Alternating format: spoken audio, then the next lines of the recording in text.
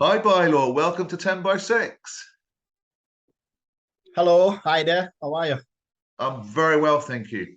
Baillor is the founder of the African Voices platform, and he's here today to talk us through about its reason, its rationale for existing, and how it's going to be developing into the future. Just a quick bit of housekeeping again for newcomers to the platform. Please click on subscribe, and also please click on the alarm bell next to it so you get updates. Right, that's done and dusted. Right, Baillor, tell us about why African Voices platform was created. Right. Thank you very much for having me. Our pleasure. It's a pleasure having an interview with you guys and the IMA in general. Basically, African Voices platform was born as a result of Donald Trump's comment on Africa. I don't want to repeat what he said, but he was derogatory to all Africans in general. But prior to that, I was already planning to do something that could represent Africans in Sheffield and in South Yorkshire. I work as a video journalist for Sheffield Live, a community radio and television station here in Sheffield. And me working as a video journalist in Sheffield, I noticed that there was nothing that represent African Caribbean heritage or Black people. If working as a journalist, where I work, there were so many radio shows about the mainstream media, the white population, which Sheffield, where we are, as we all know, is almost 97% white. So there were so many shows about the general public. There were so many shows about Asians, Arabs, but there was nothing for Black Africans or Black Caribbeans. And also in terms of the BBC local radio as well, there was also nothing that I thought that represented Black people. So I thought I needed to create a show or to create something that represented Black people in general. So as I was in the middle of planning that and how to do it, when to do it, then Donald Trump's comment came up. And when Donald Trump made that comment about Africa and Africans in general, so I thought this is the right time to start a debate, So I contacted one guy who is now my colleague called Dr. Kulule Kusibanda. He's originally from Zimbabwe. At the time, I had interviewed him about Zimbabwe. That was the time Robert Mugabe was overthrown, so he was one of the analysts that were living in Sheffield. So I interviewed him. So we had a bit of discussion about that. I said, it's something that I'm planning. What do you think? He said, yeah, it's a good idea. There is nothing that represented us here, So we had a chat. So when Donald Trump made that comment, so I contacted him. I'm like, look, what we discussed the last time, I'm thinking of starting it. Is it something that you'll be interested in joining? He said, yeah. So I spoke to my editor at Sheffield Live, Sangita. I said, look, I want to start a show as well. I want to start something that can represent Black people. They said, yeah, that's not a problem. Fill a form, pitch an idea, then we'll take it from there. Then I filled the form, pitched my idea. Then she said, it's great. We can host you. Then I was given a slot on the TV, a 1 hour slot. And from there, I started researching, looking for guests. Then when Donald Trump made that comment, I contacted a lady called Maxine Bower, who works for Stand Up to Racism in Sheffield. She's very, very eloquent in terms of talking about anti-racism. So I invited her if she could be a guest on my first show, and I contacted another lady called Gina Clayton that works with refugees that had visited Africa before, in various countries. So I thought these people could be the right people to talk about Africa because they've been to Africa. They know how it is and what Donald Trump is saying. And me as well, living in the Western world, I know that, or living in Britain, I know that yes, it is a developed country, but it's not everything that is 100% okay. There are ups and downs. Whereas in Africa, they only talk about the negative. They don't talk about the positive. So that's how African Voices was born. So we hosted the first show, myself and Kulule Kusibanda. And the first guest, like I said, it was Maxine Bowler and Gina Clayton. So we discussed Donald Trump's comment since then, and it's been growing.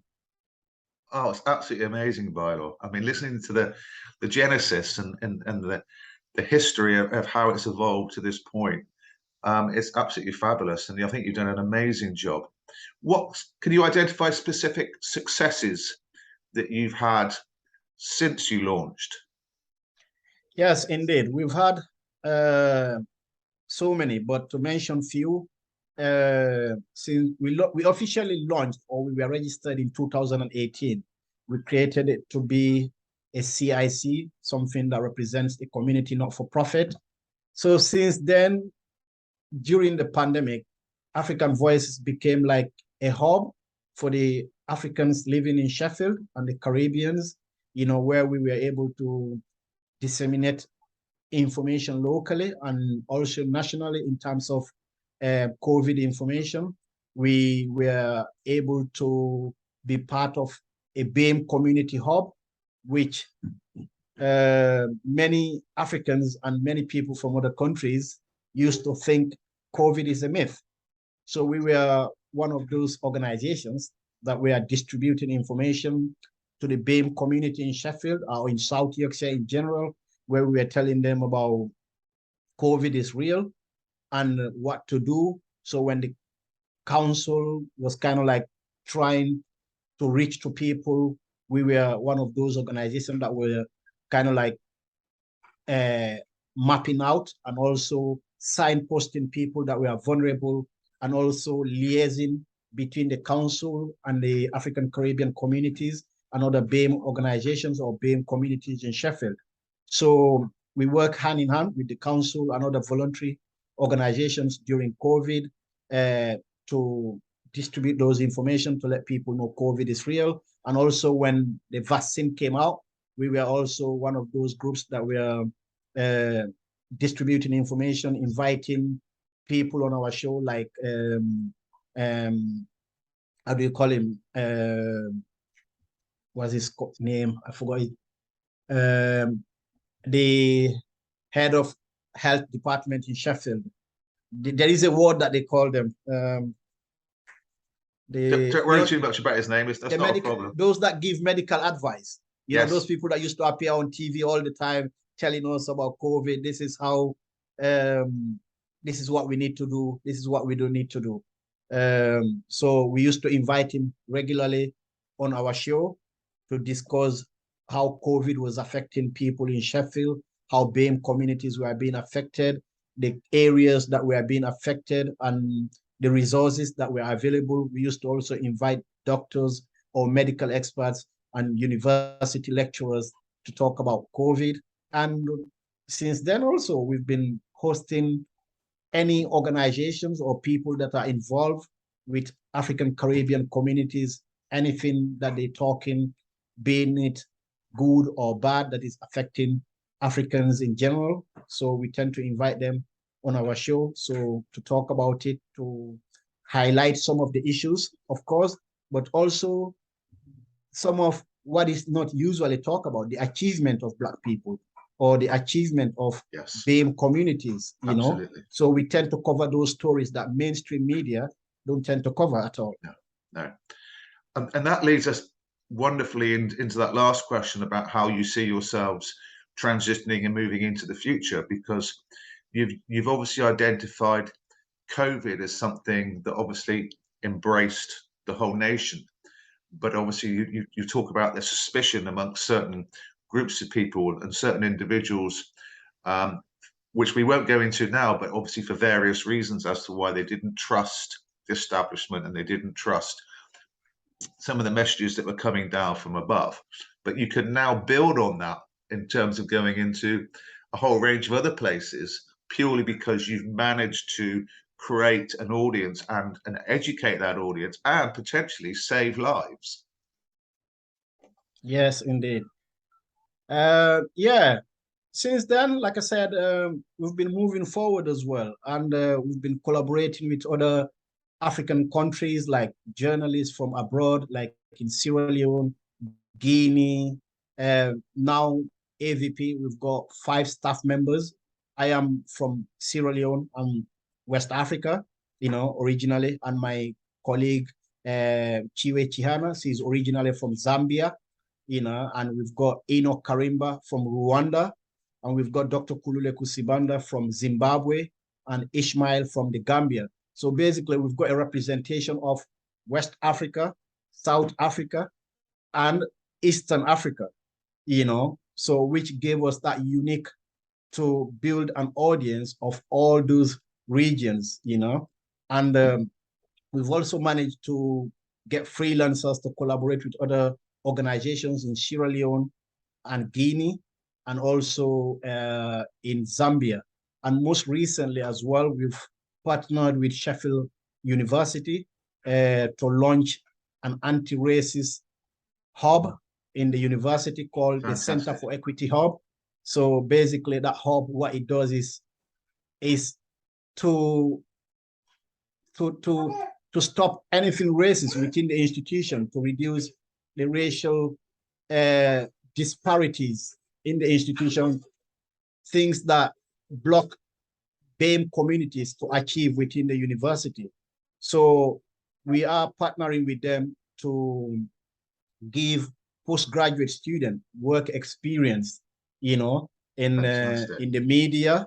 So, and also give postgraduate student the opportunity to get that first-hand experience to work in a television studio, radio studio, and also to write articles for our African Voices website. And that partnership is a mutual partnership. It benefits African Voices platform, and also it benefits the students, and also it benefits the university. What we made sure during the partnership is for the university not to instruct us, because in terms of partnership that we've seen lately with bigger organizations, they tend to be dominant. But this partnership here is a 50-50 mutual agreement that benefited us African Voices platform, benefiting the student, and also benefiting the university as well, because they are learning from us, we are learning from them, and the students are learning from all of us. So that partnership has just kicked off. It was launched 2 weeks ago. It officially started yesterday, and about an hour ago, we had the first meeting with those 2 successful applicants. So those 2 applicants will be with us for the next 6 months, working with us. They will be able to produce 2 news articles for our African Voices platform website. They'll be able to produce by the end of the 6 months 2 also television programs and 2 radio programs, where we'll be guiding them through doing it together. Not like we doing it for them, but us doing it together. They will have the opportunity to pitch ideas. They will have the opportunity to ask questions. They will have the opportunity to get firsthand in recording videos and editing them, and get that experience as a whole. Oh, it sounds amazing, Baillor. And is this an ongoing process now? So when the 6 months ends, you'll bring in others, and it keeps on going? Well, hopefully that's the intention. What the hub did was to apply for funding from the central government. They happened to secure a 3-year funding, the university. So hopefully we're thinking in the next 3 years that will continue. But this is just the beginning, because we are looking at the academic year. It was meant to be starting in September, but due to some technical issues that needed sorting out between us and the university and the students, so it dragged on until this November. Yes. So hopefully it's something that we're hoping, this is the first time it has started. Hopefully next year it will be better and bigger, and yes, the aim is for it to continue. Fantastic. It's been absolutely amazing hearing your story and hearing the genesis and hearing how you're making that transition forward, and how it's it's producing this agency, isn't it, for the people within community? You know, it's empowering. It's empowering them. It's skilling them up. It's giving them confidence, and it's absolutely amazing. Thank you so much, Baillor, for coming on 10 by 6. We really, really appreciate your time. Thank you very much for having me, and it's a pleasure being interviewed by you. Thank you so much.